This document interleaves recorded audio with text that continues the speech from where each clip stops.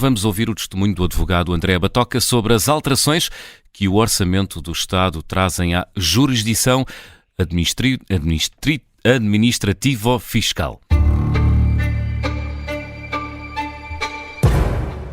Bem-vindo, André Batoca.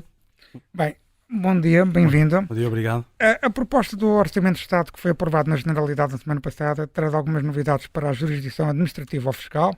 Uma dessas novidades é a possibilidade dos processos de impugnação judicial passarem da via jurisdicional para a via arbitral, nomeadamente para o Centro de Arbitragem Administrativa. Quais são os requisitos para essa transmissão e quais são os benefícios dessa medida? Muito bem. A proposta de orçamento, como disse bem, veio recuperar uma medida que já tinha sido utilizada há uns anos pelo Governo para tentar diminuir a litigância e as pendências que estão nos tribunais administrativos e que têm levado a arrastar os processos por largos anos. E nesse sentido o legislador veio estabelecer essa migração para o Centro de Arbitragem Administrativa, também conhecido por CAD, dos processos que se encontrem pendentes e que tenham sido intentados em primeira instância nos tribunais administrativos até 31 de dezembro de 2021. E independentemente do seu valor, o CAD está limitado a 10 milhões de euros e neste caso nós podemos migrar processos que tenham um valor superior, desde que tenham o mesmo pedido, mantenham a mesma causa de pedir, as mesmas características técnicas e com o procedimento que está definido pode ser migrado, extingue-se na primeira instância e passa, entre aspas, para o Centro de Arbitragem. Benefícios, acima de tudo, a celeridade, porque no caso das impugnações judiciais e do que é conhecido na estatística da Direção-Geral da Justiça e também do próprio CAD, nós temos aqui duas realidades completamente dispares. Temos, por um lado, processos de impugnação judicial que demoram, em média, 6 anos, em primeira instância, e no Centro de Arbitragem demoram, em média, de acordo com o relatório anual de 2022 do CAD, 4 meses e meio, o que é uma realidade completamente... São dois mundos completamente diferentes. Sim. E era precisamente isso que eu lhe ia referir, ou seja, um estudo da Associação Business Roundtable Portugal sobre os processos de primeira instância na jurisdição administrativa ou fiscal que deram entrada entre 2018 e 2021 e só nesse período esse estudo indica que o tempo médio de resolução situa-se nos 847 dias. E tendo em conta este estado e dos 6 anos, que acabou também agora de referir, acredita que a arbitragem pode assim reduzir de forma significativa esse tempo médio de resolução. Estamos a falar de 4 meses, não é? 6 anos para 4 meses. Pronto, a arbitragem tem uma regra que é, o processo tem que ser decidido em regra no prazo de 6 meses, que pode ser prorrogável uma vez.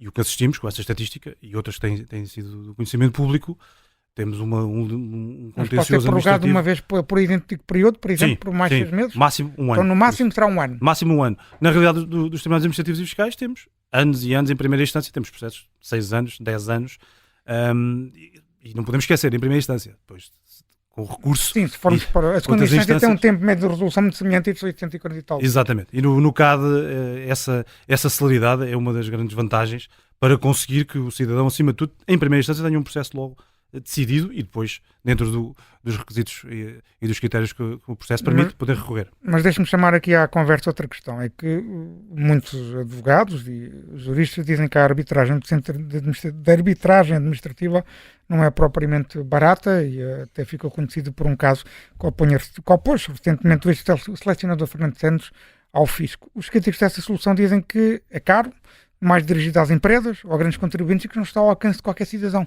Está correta esta ideia? Olha, em termos gerais, se compararmos a tabela de custas dos tribunais comuns e a tabela de custas do Centro de Arbitragem, a tabela aí, a matemática, é superior a taxa de justiça no Centro de Arbitragem.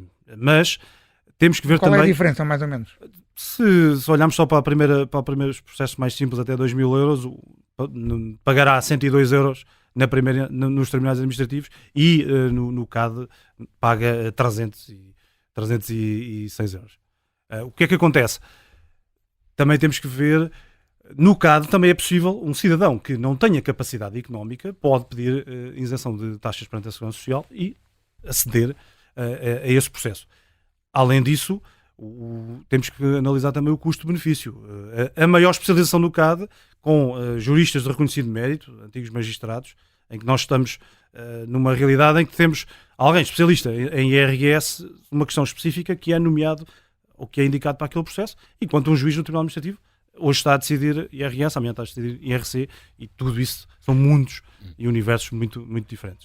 Outra medida que vai avançar e que já tinha dado muita polémica quando foi apresentada pela Ministra da Justiça prende-se com a restituição de 25% do montante das taxas de justiça pagas no caso de desistência da ação de impugnação por parte do particular. Ou seja, na prática, o Estado está a dar um prémio aos cidadãos ou às empresas para que desistam de ações contra o próprio Estado.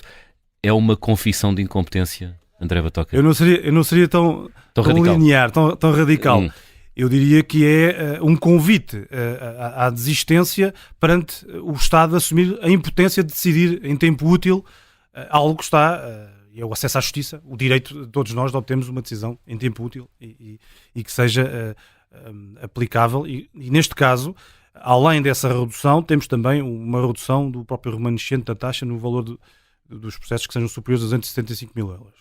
É uma medida muito criticável e acredito que seja uma medida que em termos práticos vai ser muito residual, como já aconteceu com outras medidas transitórias e que, volto a dizer, e também já mereceu o meu comentário, é o Estado a confessar que não tem capacidade técnica para resolver um problema que beneficia todos os cidadãos e que deve merecer medidas mais musculadas, na minha opinião.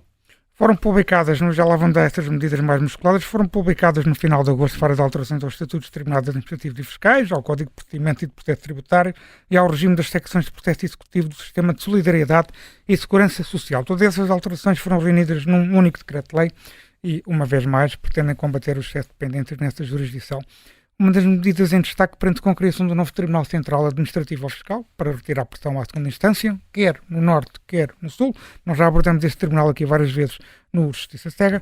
Já estão definidas as competências desse novo tribunal que terá sido em Castelo Branco e já tem quadros de juízes fixados, funcionários? Como é que isso está? Olha, o diploma saiu em agosto e a única coisa que está lá plasmada é a alteração a conferir a existência desse Tribunal Central Centro em Castelo Branco. Mas não tem ainda, está dependente do decreto-lei que vai ter que ser publicado, e não é do nosso conhecimento até à presente data, um quadro de juízes. Fala-se que vai ter um quadro de 16 desembargadores, mas ainda não está definido e também merece aqui suscitar uma dúvida, porque nós estamos num momento em que também está em curso um processo para os juízes de primeira instância poderem aceder aos tribunais de segunda instância, e se tivéssemos já esse tribunal instalado, no limite podíamos ter já um quadro a ser preenchido em breve e o tribunal a funcionar o mais breve possível, que é o que se quer. Portanto, o que está a dizer é que ainda não sabemos quando é que irá entrar em funções esse novo tribunal. O que é público e do que resulta da informação do Ministério da Justiça é que pelo menos há um edifício.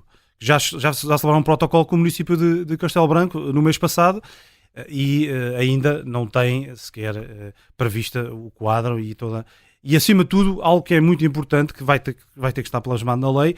Nós temos que saber que tribunais da primeira instância, e na zona centro temos um Tribunal Administrativo Fiscal em Leiria, Coimbra, Castelo Branco e Viseu, e tribunais é que vão ficar associados a esse Tribunal de segunda instância, para sabermos acima de tudo para onde é que podemos recorrer. Era precisamente sobre as localizações que lhe ia fazer uma pergunta muito curta. Fará sentido escolher Castelo Branco como a cidade para receber este tribunal? Olha, foi um ponto que mereceu fiscal. muita crítica, acima de tudo. Até se falava em Coimbra, por acaso. Até a ministra da Universidade de Coimbra, eu até pensava que seria concretizar de Coimbra, para se ficou muito chateado. Pelo menos não é do conhecimento público quais é que foram os critérios que levaram à escolha de Castelo Branco. Também se falou de Leiria, enfim. Atendendo Castelo Branco é um distrito importante para o Partido Socialista. Não sei se isso teve alguma importância ou não. Desconheço. Mas acima de tudo, o interesse aqui está na obtenção de uma localização que seja facilmente acessível para todos e que tenha, acima de tudo, já uma estrutura física. E também temos que pensar, vai ter que haver uma deslocalização de juízes para aquela realidade. E veremos se todos depois querem concorrer para esse tribunal. A ministra Catarina Sara Castro apresentou no início de 2023 um plano estratégico para os tribunais administrativos e fiscais que apostava em várias áreas, nos quais destacamos 3. A especialização na segunda instância, a criação de equipas de serviço para recuperação de processos e um tribunal piloto para formas de processo simplificado em ações com valor inferior a 5 mil euros e de baixa complexidade. Estas medidas já foram executadas e se foram, como é que já estamos em condições de poder avaliar as mesmas? Olha, só podemos avaliar a primeira, que é a especialização, porque foi criada, pelo menos no texto da lei, com o diploma que saiu em agosto, determinando que nas secções de administrativo e de tributário, nos tribunais de recurso, vamos ter, por exemplo, no tributário, vamos ter secções para execuções fiscais, secções para recursos de processos de contornação e também, por exemplo, na vertente administrativa, secções para os contratos públicos. Tirando essa medida, que está em lei e já, no ponto de vista prático, posso partilhar, já tive processos que foram redistribuídos, a consequência prática foi, olha, nenhum foi decidido. Foi atribuído um novo juiz e estamos a aguardar. Foi a consequência prática que eu conheço. De agosto até agora foi a consequência prática, foi a redistribuição a um juiz que deixou de estar naquela secção e estamos a aguardar a decisão. Os outros dois pontos não foram, apesar de anunciados até pela senhora Ministra em janeiro, na abertura do ano judicial, não foi criado nenhum tribunal piloto e não foi ainda. Essas equipas de recuperação existiram até dezembro de 2022, tinham sido criadas em 2018 e tiveram alguma aplicação prática, posso partilhar essa minha experiência, mas efetivamente não foram criados ainda e não produziram efeitos. André Batoca, pode dar-nos ideias concretas do que poderia ajudar a resolver as pendências na chamada jurisdição administrativa ou fiscal? As tais ideias musculadas que referi há pouco. Exato. Com certeza. Olha, partindo desde logo da arbitragem. A arbitragem, o Centro de Arbitragem também tem uma vertente administrativa.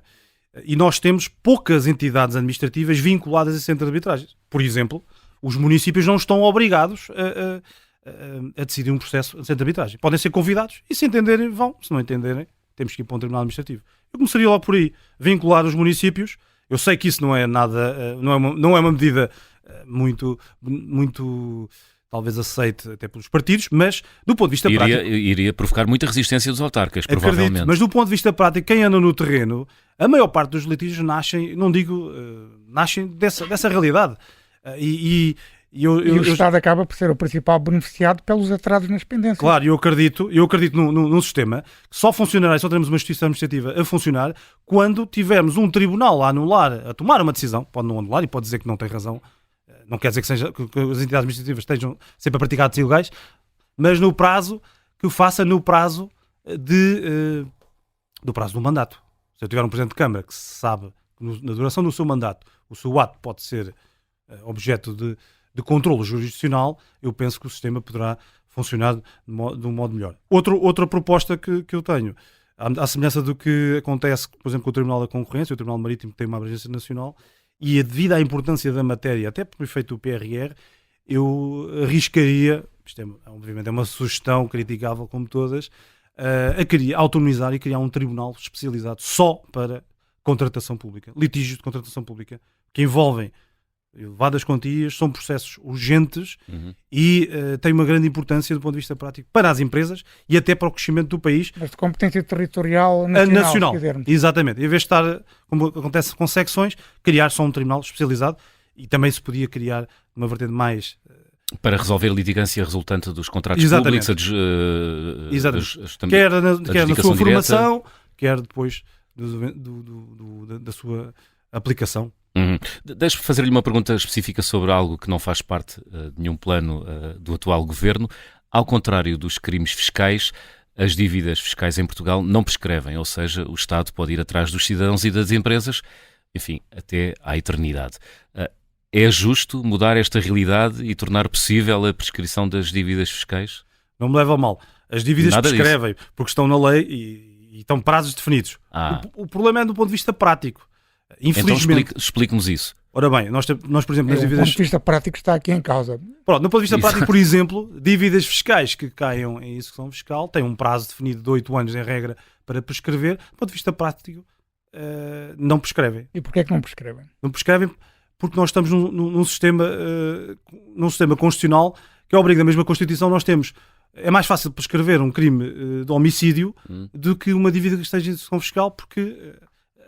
A própria interpretação da jurisprudência leva a que essa execução fique congelada e o prazo nunca prossiga. A pessoa que tem uma dívida fiscal sujeita-se a ficar ad eterno. Eu já tive processos de dívidas nascidas em 98 e que foram decididas na atualidade. E mantém-se nesse tempo porque há uma interpretação muito restrita, apesar de alguma evolução da doutrina que vem combatendo lentamente, mas até se tornar uma maioria, acredito que ainda vai demorar. E acredito que isso é um grande... E a via legislativa não poderia acelerar esse processo? A via legislativa poderia, do que sei, e partindo de outras realidades, a intenção até é mais radical, que é acabar com normas que prevêem a prescrição, o que parece uma clara limitação dos direitos. Eu diria que o legislador tinha que ser muito corajoso, porque acima de tudo da receita são os direitos fundamentais das pessoas, e do mesmo modo que um crime pode prescrever, e falei do crime de homicídio, como outros crimes podem prescrever, e os valores essenciais estão associados à sua punição, uma dívida fiscal prossegue muitas vezes devido à inércia do próprio